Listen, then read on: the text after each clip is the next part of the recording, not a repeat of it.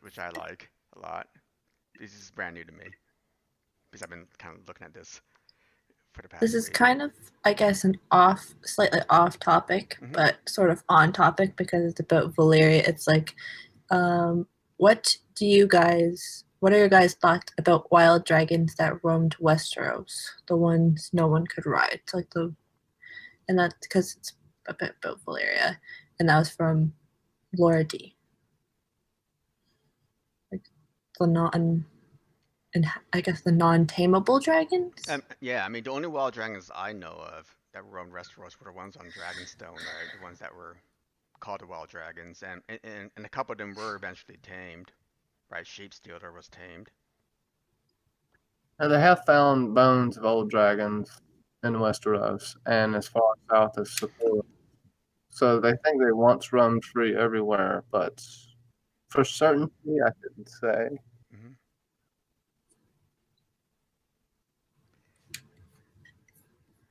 I have no opinion on that. Yeah. So. But there's not enough evidence really Yeah, to put bones, so it's hard. yeah, yeah. I mean, I'm not a theory guy, so I'm more of a facts and lore kind of guy. So I can't state anything on that. We'll go on back, man. Thank you, Lord. It's magic. So sorry, It's Laura. all magic. Thank you. It's all magic. Yeah. All right. Let's get into the break of the Arm of Dorne because this is a really cool event I've always been interested in. Basically, what happened. George R. R. Martin writes that, the green seers of the Children of the Forest did some magic, brought down the hammers of the water down on Dorne, flooded it, and also tried to break the neck and only partially succeeded, so all I got was swamp at the neck. Okay, so it happened sometime roughly around 12,000 to 10,000 years ago, before the events of Game of Thrones. Okay, according to the World Book, right? Uh, where people, were the first men basically cross a land bridge from the grasslands of Essos into Dorne and migrated up northwards. Okay, the first men chopped down a bunch of carved redwoods that pissed off the children of the forest that provoked the war. Sometime during that war, the old songs say the green seers of the children used dark magics, okay, to make the seas rise and sweep away the land, basically shattering their arm and attempting to break the neck. Okay, so this probably implies that it happened very quick, and it did involve magic. Okay, so there's no debate there. This is one theory, right? Is that magic caused all this stuff to happen? In the World of Ice and Fire book, they also reference a guy named Archmaester Maester Cassander, who said that it wasn't really magic. It was just basically a slow rising of waters, basically a sea level change, right, taking place over centuries as opposed to a couple of days, caused by melting ice from the frozen lands of the sea. Basically melting glacial ice, if you will. Uh, yeah, so it could be rising seas, it could be sinking lands. Nevertheless, the idea is that there was a relative sea level rise, right, that happening at one time. Okay, and the critical point here, I love that everybody always seems to like to throw out timelines, but I'm really big into time scales here, is that we have about a 2,000 year window for this stuff to happen. Okay, sometime in the early parts of the invasion, we had this event happening between 12 and 10,000 years BC. Okay, and that matters a lot because, in order to explain this kind of scientifically, we need to be constrained by a time window. So, So would you say 2,000 years would be like the minimum time window, like the smallest amount, since we have the 12,000 to 10,000 year window? exactly, yeah, yeah, yeah, yeah. That's our uncertainty range, right? So I'm saying the maximum 2,000 year window. It could have happened in 500 years. It could have happened in 800 years. It could have happened in 50 years. Okay. So here's a couple of maps. So the first map on the left is the same map I showed before. Land bridge. The first men went over the land bridge to the west, went up north, and caused a big stink with the children of the forest. Then afterwards, what happens here is that you get the breaking of the arm, and this is called the broken arm, where all you see left is just bits and pieces of rock, right? So it's no longer connected. Basically, men can't cross the land bridge into Westeros, and you get the development of the neck in terms of it being swampland. Cool, right? And I mean, like, next just basically low-lying land at that point. Yeah, exactly. And then the sea level simply rose, right? Exactly, yeah. It's like flooding a coastal plain. Yeah. So, could Archmaester Cassandra be right? Because I'm not talking about the magical part because I can't debate that, right? The dark children, the children using dark magic. So I can kind of debate and try to figure out whether or not Archmaester Cassandra was right. And this is a really good chart showing that he possibly could be right. Basically, global sea level has risen about 120 meters overall, right, since the last glacial maximum. Okay, that's the last major ice age that we've had on Earth in the northern hemisphere. Okay, I'm discounting any more of these higher frequency ice ages or mini ice ages as people call, but that's really the no, that's really the last major ice age. So that was about 20,000 years ago, roughly. Okay, right about there. Okay, and if you look at the curve in sea level, it's defined by like these slow rises, then these big abrupt changes. Slow rises, and then slow rises, then fast rises, slow rises, then fast rises until we get to our present day. We're about maybe 8,000 years ago to present day. It's been kind of more gradual rise as opposed to a very sharp rise in sea level. But if you just look at where these steep rises occur, you can see that these steep rises are occurring with over the course of about 100 years to 1,000 years. So this big steep rise here occurred between say 15,000 years to about 11,000 years ago. Okay, and it was a really big change, right? It went from about 120 to about 80 meters, about a 40-meter rise. And here's another steep rise there that's lasts about 1,000 years. Okay, so and given that our uncertainty is roughly about 2,000 years, you can kind of see that we can actually rise. We can actually get a sea level rise of a magnitude of more than 50 meters at any one time. And so if the arm and neck were at a low enough elevation, then just invoking a sea level rise can basically flood the arm and flood the neck. Okay, within that 2,000-year window that we're talking about. And we see parts of Florida getting flooded more a year today. Yep. So, yeah.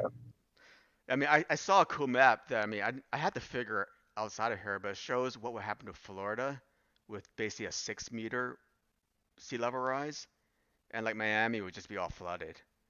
I mean, it would be craziness.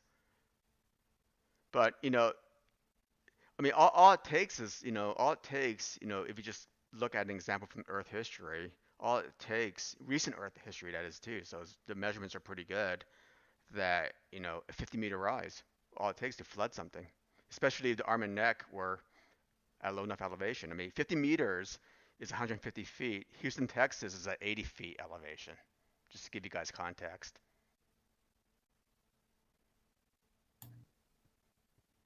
And I mean, yeah, and people don't really think when you're standing on the beach, you're sitting at sea level. And I don't know, when you really think about it and the scope of everything, it really starts to make sense if you step back and look at it. Because a 1-foot sea level rise is drastic. Mm-hmm. So Yeah. Imagine, that's a lot. Yeah. So Archmaester Cassander could be right here. It could not be. It can be explained by just basic basic observations of global sea level. And we can observe the same kind of phenomenon on Earth. So, it's a valid mechanism, okay, in relation to what we see on Earth for that to happen. So I don't know if this is relevant because we're talking books basically. A Pack Mule says if that were true in Westeros, wouldn't the return of the Night King cause the lowering of the water level? No, no, I, I've been saying I've been saying this for a while now. What can be happening now is that we could be entering another ice age on Westeros, right? So now, glaciers are basically being developed. They're advancing. All the water is being taken up by the glaciers, so you're lowering the sea level. And I'll get to the point about the Night King, the Long Night stuff, because the timing of that is totally completely different than what I'm talking about here. This is like maybe a 1,000 year kind of event. The Long Night was a generational event, meaning that maybe it could have just been lasted for 100 years, 200 years. Well, generations like what, 50 years to 100 years? yeah, Yeah. something. So what we're invoking is pretty much a more high frequency miniature ice age, and I have a slide on that at the last uh, Yeah. at the end of this. Uh, so anyway, so in North analog to the Arm of Dorne is Berengia, which is the land bridge that basically developed uh, across the Bering Strait about 16,000 years ago. At that at that close to that last glacial maximum, right, where we had a really big drop in sea level, a lot of glaciers. So you expose this land bridge. The peoples from Asia crossed the land bridge and basically migrated east and southward into North America. Okay, so today the average water depth of the Bering Strait is 40 to 50 meters. See, so all it took was about a 40 to 50 meter sea level rise to actually flood this bridge, and that's within, and that's pretty much what you're seeing on this chart here. We're looking at, you know, dips, rises of about 40 to 50 meters, or at least in this example, from 24,000 years to present day, it was 120. But, since the end of the glacial maximum, roughly about there, we rose about 120 meters. Yeah, I'd have to Yeah, say that the topography and the visuals of this is pretty stunning when you compare it to the map. yeah, yeah, yeah. But we Planetos. Yeah, yeah, yeah. And then, based on these paleogeographic reconstructions that people are doing, the land bridge existed roughly between 30,000 to 11,000 years ago. So if I just put that red line at 11,000 years ago, which I've done, so this is probably the point where we had the land bridge exposed relative to the sea level curve. And on the right hand side is where the land bridge has been flooded relative to sea level curve. And roughly at that crossover point, roughly there on the curve, we're looking at about 60 meters, which is similar to the water depths that we have in the Bering Strait right now. So you would have people coming across and telling stories about how every year or every so many years the water's getting higher and higher, and then these stories would get conflated into where it becomes a flood, possibly. In my opinion, Mm-hmm. does that Does it what, Johnny? does that make sense? To where you talk about it being a flood afterwards, after so many generations, and then it being gone. Oh yeah, yeah, yeah. Game. I mean, the rate of sea level rise, quote unquote, has increased, right? Because some people say it's because of natural events. Other people can say it's because of mankind, right, causing this. And I think you stepped out, but there was this figure about Miami where all it takes is about six meters of sea level rise, and the whole southern part of Florida would be wiped, would be underwater. Yeah, yeah. Yeah, Oh, yeah, yeah. Big flood. 18 meters. That's it. Or 50 feet. 50 feet. yeah, it's insane. Yeah. There was a question about from Connie Super, sorry, and it is it really broken or is it a causeway under the water like at Queen's Crown?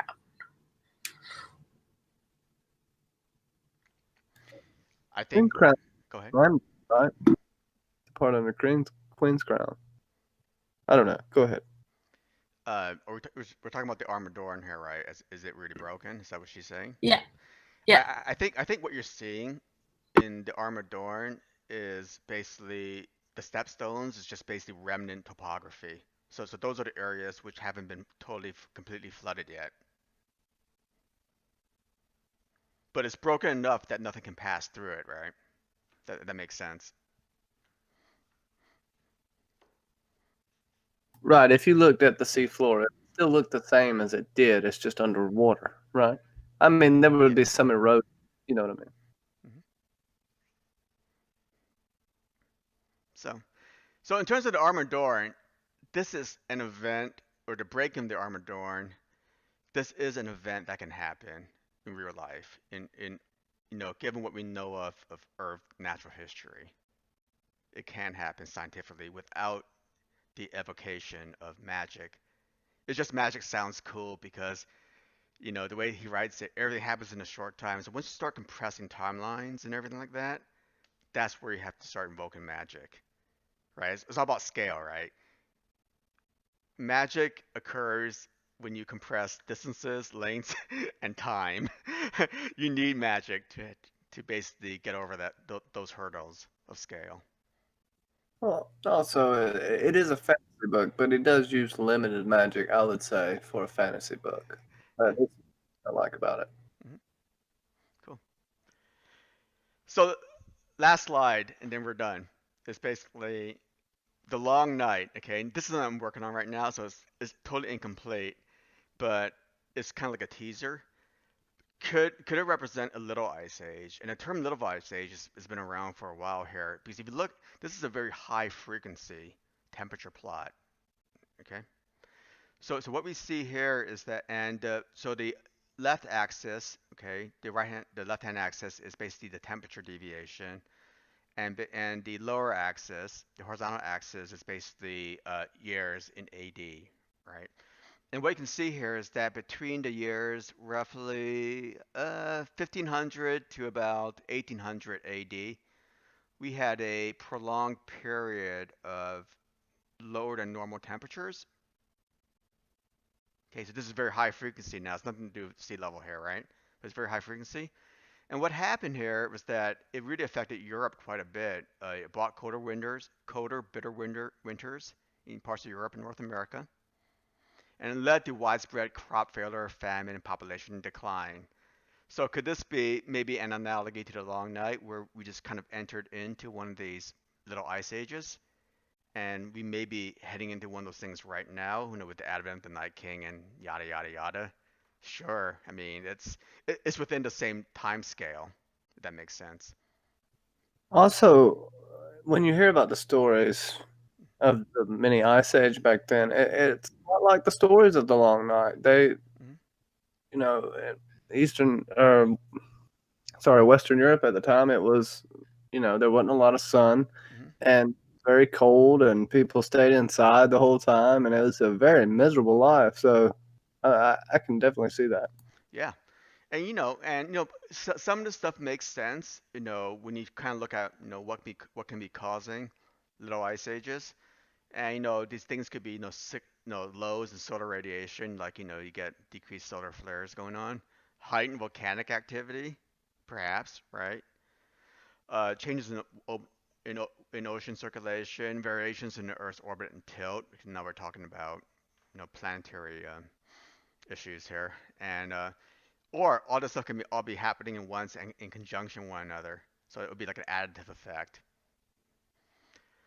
Uh, so what's interesting is the heightened volcanic activity has always been one of those things that's always been proposed as being the cause of a cause of the long night. So yeah, so you've had a bunch of global volcanic activity now. You could be entering a more higher frequency ice age that's consistent with the timeline of the long night. So, do you think there are any major celestial impacts that affected the events in Westeros as we see them today? Any such like any meteorite impacts? Celestial impacts. That could include comets as well. If there was any, there's no evidence for it, and you would probably see a lot of evidence for it. I mean, if it's again, if it's big enough to cause a big global phenomenon, then it's going to be big enough to wipe all life on Earth. In my opinion. And then where would the record be, right, of these events if it's going to be wiping away all life on Earth? Yeah, I have Yeah, to respect your opinion. You're much more educated in this than I am. yeah, So, yeah, I have to take that with a grain of salt and just say, yes, sir. yeah. hmm hmm Well, Yeah, yeah. Eduardo said something about a night lasting generation. Yeah, I mean we don't know how long that long night lasted, but I don't think it lasted like hundreds of years, right? I mean, okay, didn't here, it last like 50, 60, 70, maybe, or 80 years? I don't know. Yeah, it's like if it's metaphorical, it probably is. hmm It also makes it sound cooler than a night that lasted 50 years. Yeah. Yeah. Um, as well as Felicia asked the question are what if the odds that Planetos was also hit by a Mars-sized object to cause the tilt like ours?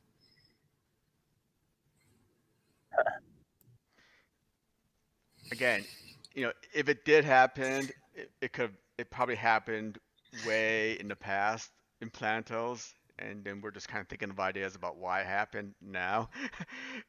I mean, it wouldn't have been recorded. That makes sense. If something that big hit Planetos, it would just probably cause such a big devastation, big catastrophe that nothing would have survived. Maybe except for some single-celled organisms, in the ocean.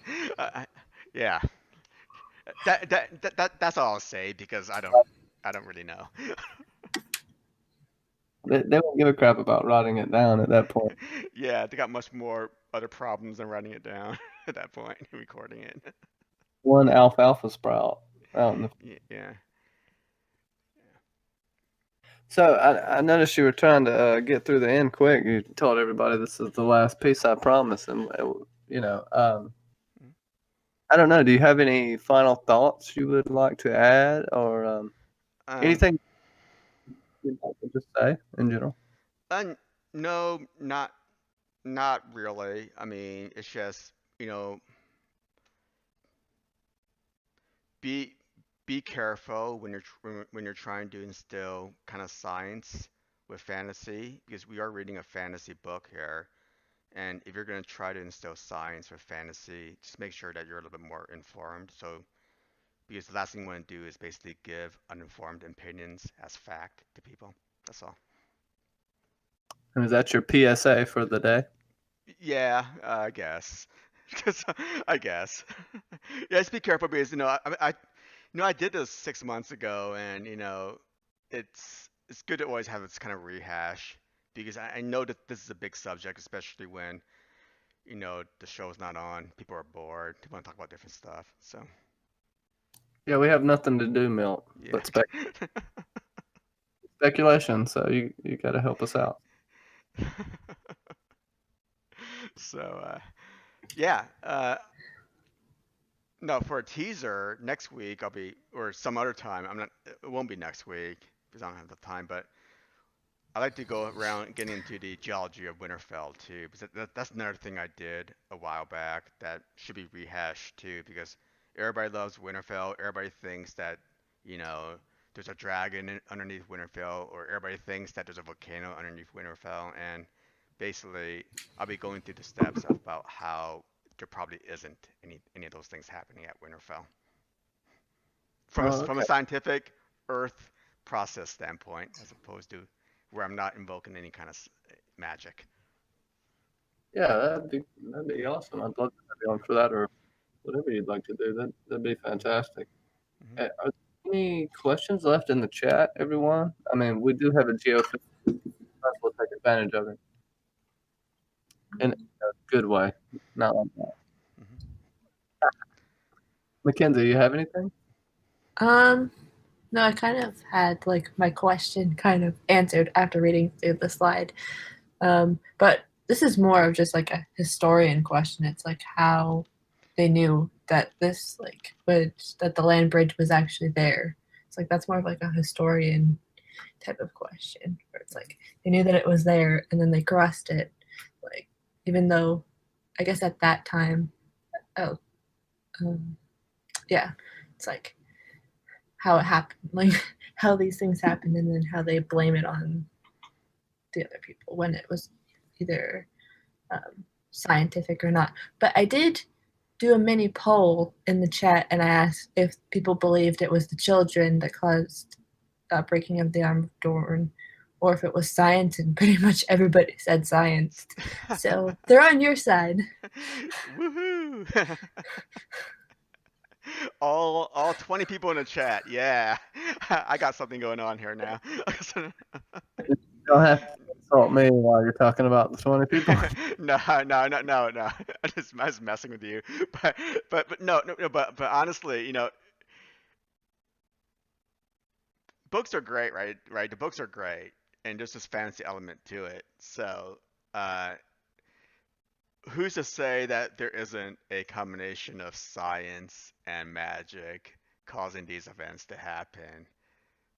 The only thing I'm saying here is that, at least for the breaking of Armor Dorm, it can be explained by purely scientific means because we see those same exact processes happening on Earth today.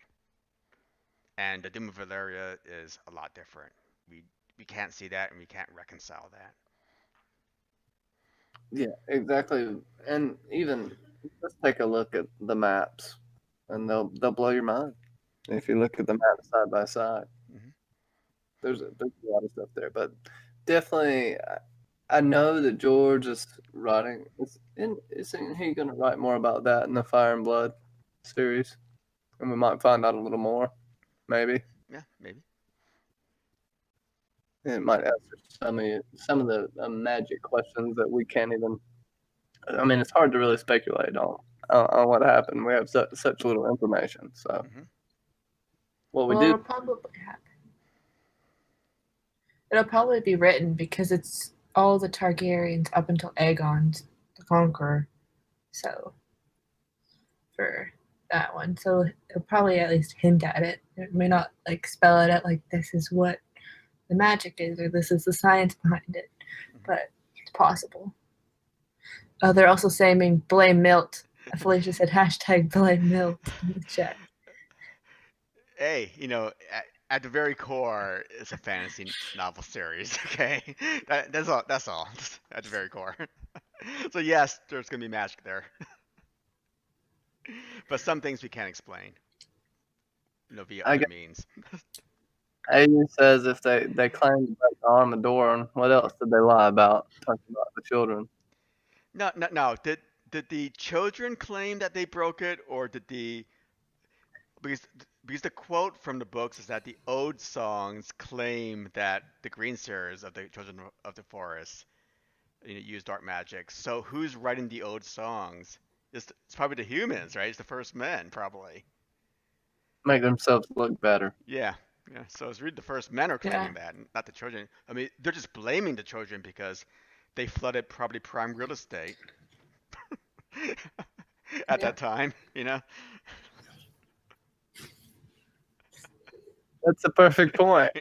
Right? Also, you want to give your enemy like more power, so you look better.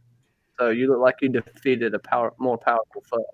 Mm-hmm. As well, a pissing contest, so to speak. Yeah, really. Yeah, I don't know. Barry Manilow, yeah, he did it. He sang it.